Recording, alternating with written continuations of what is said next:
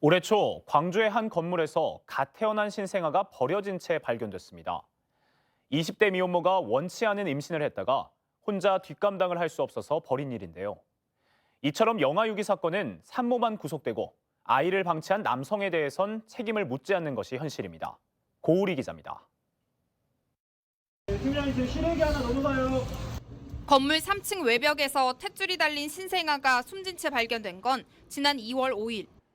이 건물 화장실에서 23살 여성이 아이를 낳자마자 창 밖으로 던진 것으로 보입니다.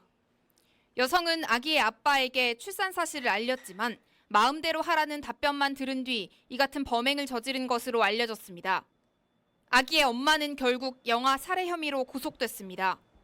반면 임신부터 출산까지 모두 외면한 아기 아빠의 경우 경찰이 범행을 방조한 것으로 보고 구속영장을 신청했지만 법원은 이를 기각했습니다.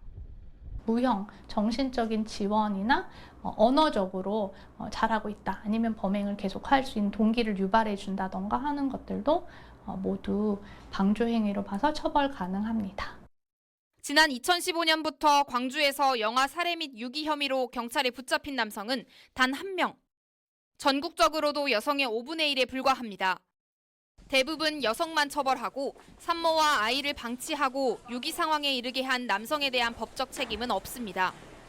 그럼 상대 남성은 어디에 있었는지에 대해서는 묻지 않잖아요. 굳이 아이를 낳아서 살해하고 싶은 여성은 없을 거잖아요.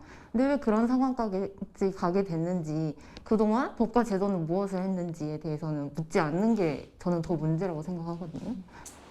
아이를 지우는 것도 입양도 경제적 지원도 마땅하지 않은 상황.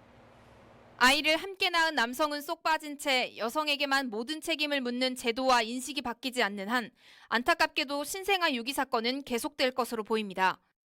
KBC 고울입니다.